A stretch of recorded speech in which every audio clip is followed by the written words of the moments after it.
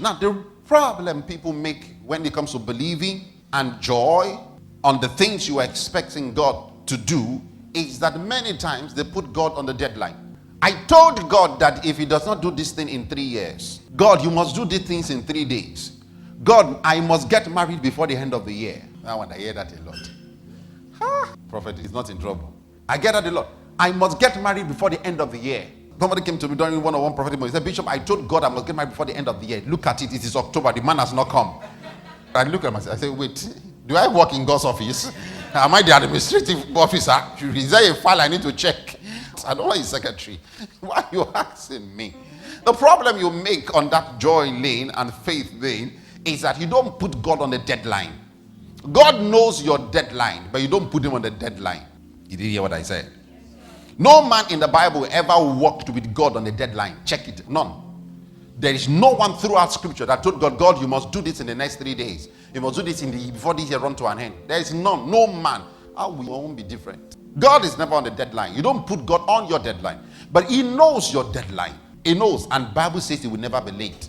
If it doesn't come before the deadline you gave or somebody gave you, it's either that deadline was even fake in the first place. It's either that deadline will not even hold you in the first place. God knows. Bible says he's never late. The very present help. Very present help. The help is always what? Present. However, is it possible that I get these things done supernaturally and I beat the deadline? Yes. Deadlines are only used through the exercise of believer's authority. As a prophet, I can use deadlines. In the exercise of believer's authority, you can use deadline. You know, I've taught you that the exercise of believer's authority is different from prayer. Am I right?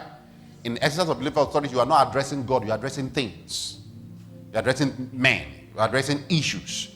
In prayer, you are addressing God. You don't talk to your father and give your father a deadline. Even me, your spiritual father, can you come and say, Bishop, you are my father, and I know I'm your son. I'm the special daughter, or the special son, or the favorite daughter, or the firstborn, or the lastborn of your house.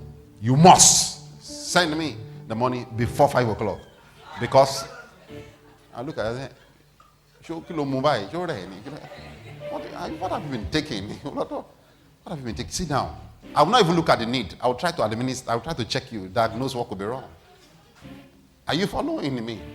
But as a son, I can walk up to things and say, no, my father gave me authority. He is not here. He is not the one doing the business. So you, before 6 o'clock, you are gone. That is me exercising my authority to things. Are you following me?